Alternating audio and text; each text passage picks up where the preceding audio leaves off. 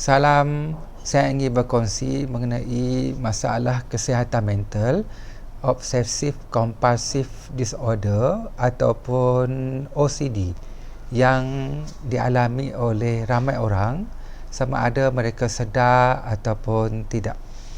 Bagi OCD, dia ada dua dimensi, iaitu yang pertama adalah obsesif, yang kedua adalah kompulsif. Obsesif adalah seseorang itu mengalami masalah kesihatan mental kerana dalam pemikirannya, kehidupannya sentiasa berfikir nak pastikan satu benda itu bersih, kemas, maka dia tidak boleh melihat kesepahan, perkara yang tak tersusun, dan dia akan mendesak-desak dalam pemikirannya untuk buat, untuk susun, untuk bersihkan, dan juga confuse ataupun tertekan memikirkan keselamatan orang yang tersayang, untuk menjaga, untuk membantu, dan sehingga kan desakan dalam pemikirannya itu sangat kuat tentang kebersihan, tentang kesamarataan, tentang simetri, tentang keselamatan, dan tak boleh dihalang, dan menyebabkan dia tertekan, dan akhirnya dia akan bawa kepada kompulsif, iaitu dia akan melakukan tindakan yang berulang, yang sangat bersih, yang memastikan simetri, kesamaan dan sebagainya. Jadi ini adalah satu masalahan kesihatan mental kerana dia tidak boleh menghalang desakan dalam pemikiran yang nakkan bersih, nakkan sama, nakkan teliti, dan dia akan lakukan dalam perbuatan dia yang berulang-ulang sehingga dia berpuas hati. Tetapi bagi orang OCD, dia memang kena lakukan. Sebab kalau dia tak lakukan, dia akan mengalami desakan berterusan dalam pemikiran sampai dia letih dan dia tak boleh tidur malam kerana asyik berfikir benda itu. Sebab tu dia kena penuhi obsesif itu dalam kompulsif tu, ya.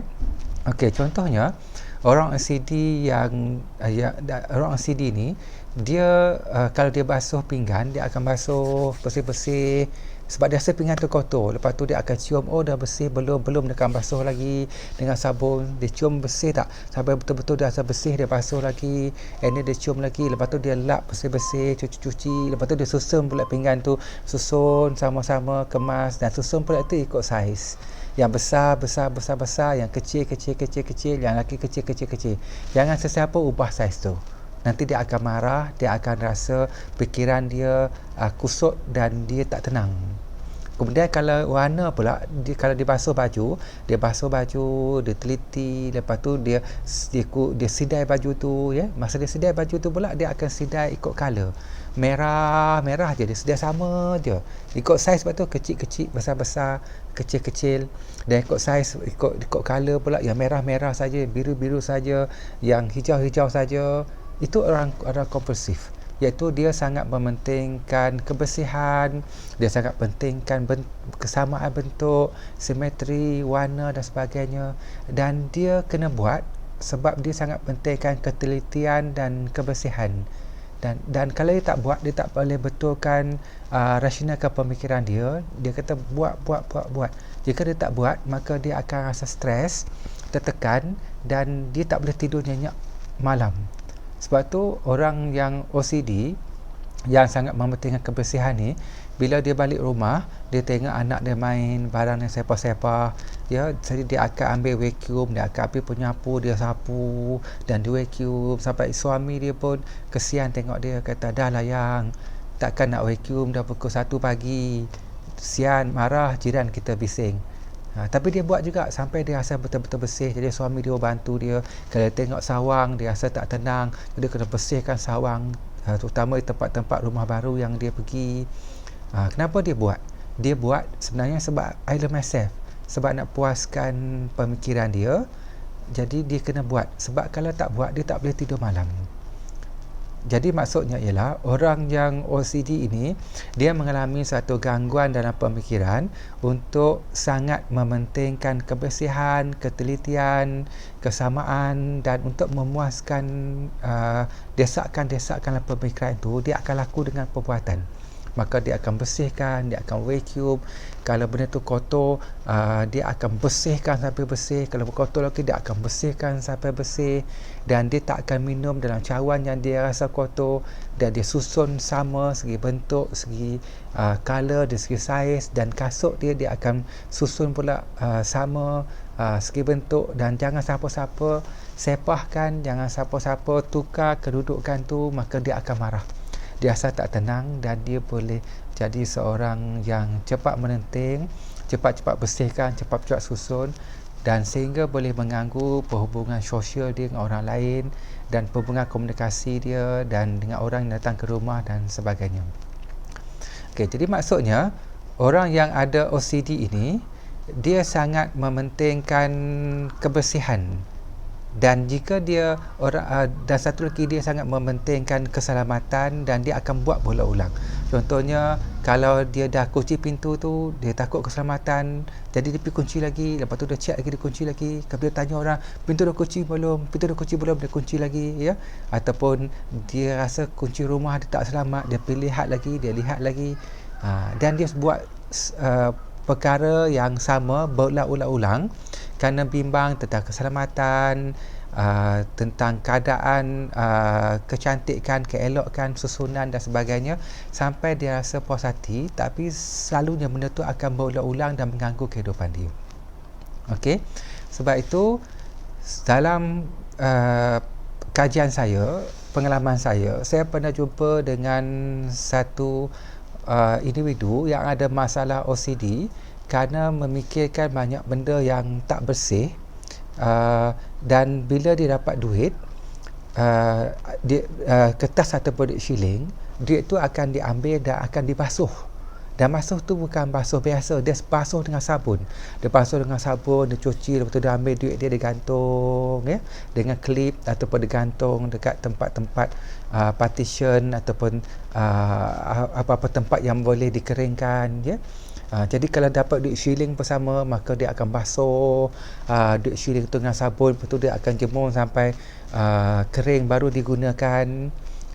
Kita nampak agak pelik, tetapi orang OCD begitu, kerana dia sangat mementingkan kebersihan. Jika dia tak buat, dia tak boleh puaskan pemikiran dia, dan dia akan rasa benda tu sangat mengganggu kehidupan dia, maka dia akan buat, ya. Dan jika dia pergi bank, dia cocok duit bank, dan jika dia tengok duit bank tu baru daripada bank, belum pernah orang guna, okey, dia akan simpan.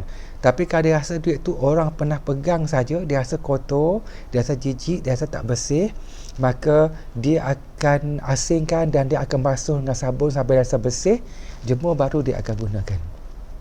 Ini adalah masalah yang mengganggu orang OCD, kerana dia tidak boleh melihat sikit pun kekotoran, kesepahan dan benda yang berselerak, ya, dan dia ada desakan untuk bersih cuci.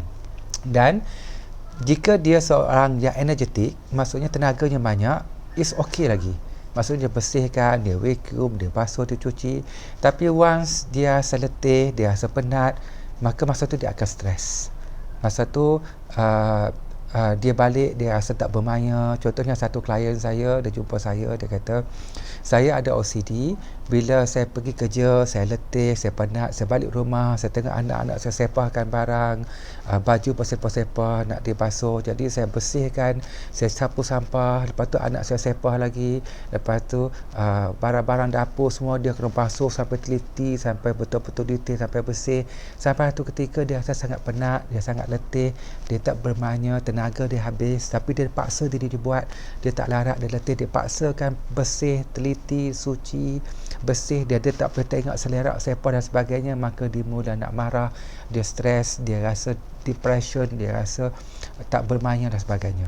Maksudnya ialah dia stres dengan diri dia sendiri, dengan pemikiran dia sendiri, dengan perbuatan dia OCD itu sendiri, tapi dia tidak boleh menghalangnya, kerana dia sakkan dalam pemikiran itu berulang-ulang, pastikan bersih, pastikan sama, pastikan selamat, cek, sapu, bersih dan sebagainya. Itu masalah orang OCD. Sebab itu mereka kena merawati dan membantu diri mereka untuk sembuh. Dan dalam pengalaman saya pula, saya pernah jumpa dengan satu orang OCD kebersihan di sebuah agensi kerajaan. Dia sangat mementingkan kebersihan dan dia suka mandi dalam jangka masa yang lama. Kalau saya tanya pada anda semua, berapakah biasanya paling lama anda pernah mandi satu hari? Mungkin paling lama kita pernah mandi setengah jam atau 45 minit. Tapi klien saya ini, dia pernah mandi paling lama selama 13 jam. Klien saya ini akan mandi pukul 7 pagi dan berterusan selama 13 jam, pukul 8 atau pukul 9 malam baru dia keluar bilik air. Maksudnya 13 jam dalam bilik air. Pengakuan daripada klien saya yang OCD. Dan dia sendiri sebenarnya tak selesa dengan diri dia sendiri kerana mengakibatkan pelbagai permasalahan disiplin dan tata tertib kerana dia sering lewat ke pejabat pada hari kerja kerana mandi terlalu lama. Dan jika waktu cuti, dia akan mandi berjam-jam dan boleh sampai 13 jam lamanya mandi. Ini adalah gejala OCD yang serius, sebab itu ia perlu dirawat. Ini adalah orang OCD kebersihan. So sangat kasihan dan mereka pun rasa rendah diri. Mereka pun tak mahu benda tu, tapi desakan dan pemikiran itu berterusan. Dan saya pernah tanya kepada klien perempuan tadi yang suka basuh duit dengan sabun dan susun duit dia sampai kering dan susun peralatan semua yang sama sebagainya. Macam mana dia boleh dapat OCD? Katanya ialah bapaknya seorang tentera dan dia anak sulung dan tugasnya hari-hari adalah iron baju bapak dia dan pastikan bapak dia ada baju side, dan dia kadang-kadang basuh gosok kasut bapaknya, kilatkan, pastikan bersih. Dan setiap hari, hampir setiap hari dilakukan, dan setiap hari bapak dia akan cek katil dia, pastikan dia tarik cadar katil dia tegak dan tegang dan tanpa ada kedut-kedutan. Benda tu dilakukan hari-hari dan berterusan, dan jika dia tak buat, dia akan diberi tekanan emosi, dimarahi, dan dia takut dan dia paksa diri dia buat dan menjadi kebiasaan, dan masuklah pemikiran dia mesti kemas, mesti teliti, mesti tak atur, dan akhirnya dia akan mendapat penyakit OCD. Ya, sebab itu untuk mengenali permasalahan OCD ini dalam mental health dan dalam neo-cognitive behavior therapy, kita ada beberapa teknik. Teknik yang paling biasa digunakan ialah kita akan mengajar klien kita untuk bertenang.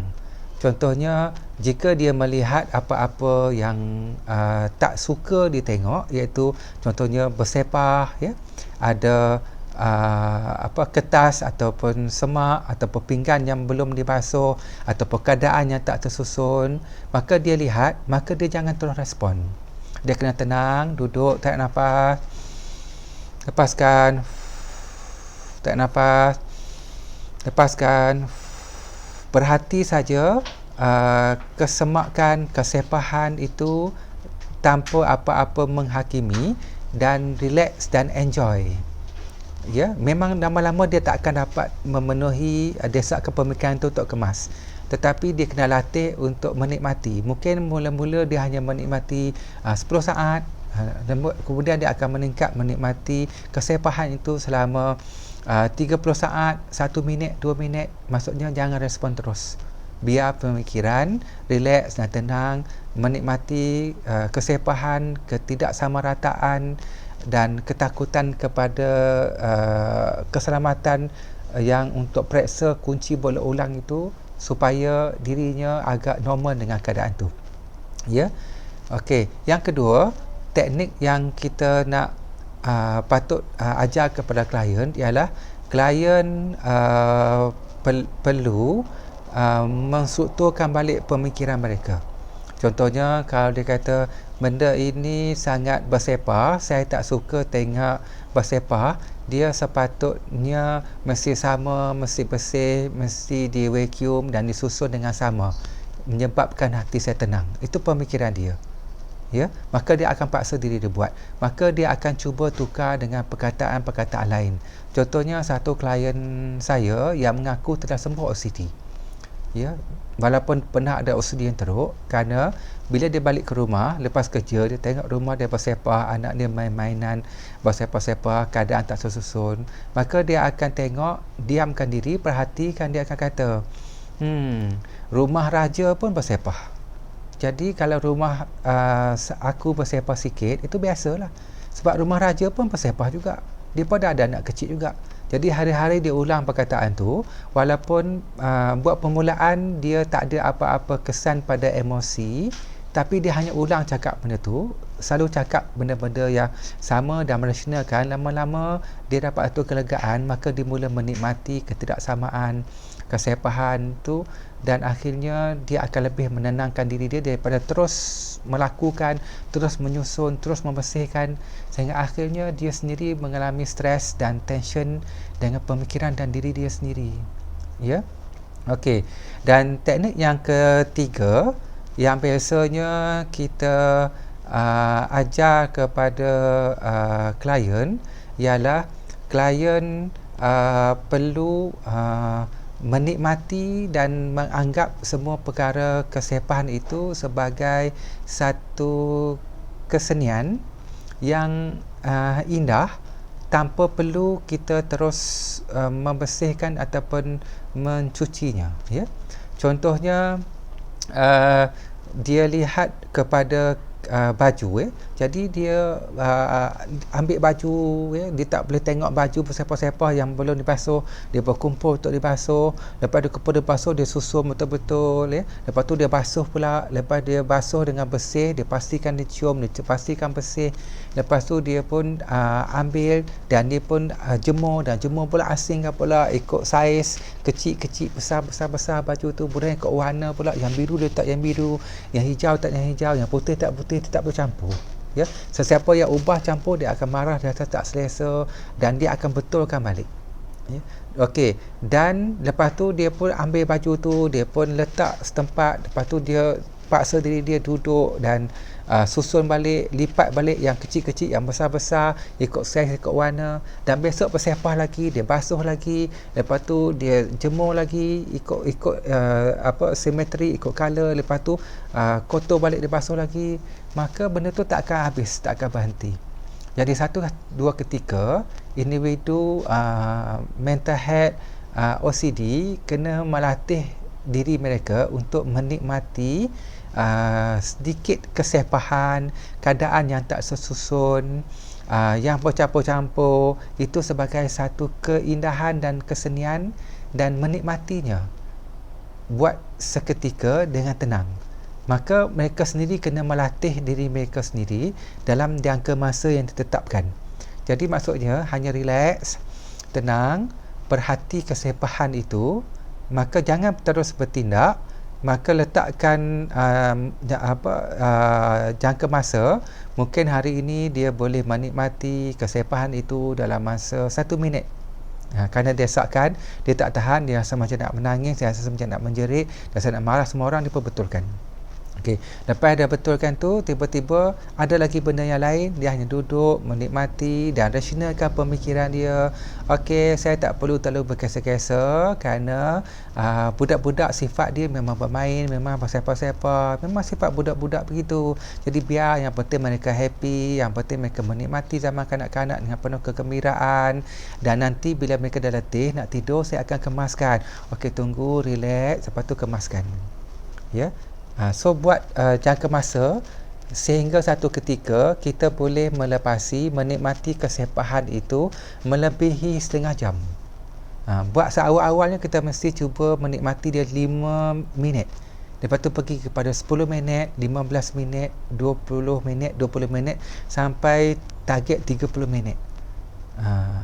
Maksudnya nanti kita akan mula merawat OCD kita perlahan-lahan, di mana kita tak bertindak terus hasil daripada desakan pemikiran, tapi relax, bertenang dan menikmati keadaan itu agar kita dapat masa relax dan bertenang. Jika tidak, nanti kita akan letih, kita akan penat, dan macam-macam masalah kesihatan mental boleh berlaku. Contohnya, satu klien tu dia berjumpa dengan saya, dia kata, "Doktor, saya penat, saya tak larat, dia tak boleh susun dah.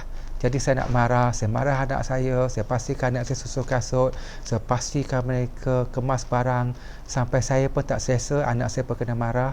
Dan hari-hari saya pastikan buat itu bersih, susun, jangan main, jangan sebar, duduk betul-betul, makan jangan tumpah, kasut susun.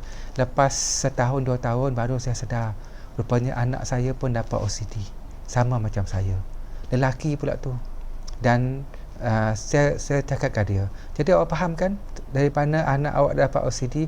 Ya, saya faham, dia dapat OCD daripada saya, sebab saya selalu tekan emosi dia, marah dia, paksa dia buat begitu, buat begini, mengikut ciri-ciri OCD. Dalamnya kerana desakan, kerana ketakutan, ketekan emosi dia, anak saya dapat OCD. Dan saya rasa bersalah dengan anak saya. Itulah cara mental health diturunkan, itulah cara DNA diwariskan, iaitu melalui kata-kata pemikiran, kata-kata dan perbuatan kita kepada ahli keluarga kita, yang memindahkan permasalahan memori kesihatan mental itu dan akhirnya dapat kepada orang lain. Itulah cara DNA diturunkan. Sebab itu bagi orang OCD, mereka sedar mereka OCD, jadi mereka kena pastikan OCD itu terkawal dari segi emosi, dari segi kemarahan, supaya mereka tak train anak mereka dengan penuh disiplin, marah, terutama tekanan emosi yang berterusan hari-hari itu, kerana dia boleh menyebabkan anak pun dapat OCD. Dan orang yang pernah ada OCD, mereka memahami betapa sakitnya, betapa tak selesanya, betapa rimasnya dengan keadaan, suasana, dan menyusahkan diri sendiri dan sedikit mungkin mengganggu hubungan orang lain. Jadi jangan biarkan permasalahan kesihatan mental itu dialami oleh orang-orang yang kita sayang. Ya, maka kita kena pastikan keadaan aman dan semuanya dalam keadaan seronok dan happy tanpa banyak tekanan dalam kehidupan. Jadi itu saja perkongsian daripada saya. Pahami OCD dan pahami 4 teknik strategi untuk menanganinya agar kita sihat, kesihatan mental, untuk menyihatkan orang lain, menikmati hidup dan menggembirakan orang lain. Dan hidup ini adalah satu anugerah Tuhan yang terbesar untuk kita menikmatinya. Anugerah Tuhan yang Maha Kasih Sayang. Salam sayang, Prof Mas Upsi.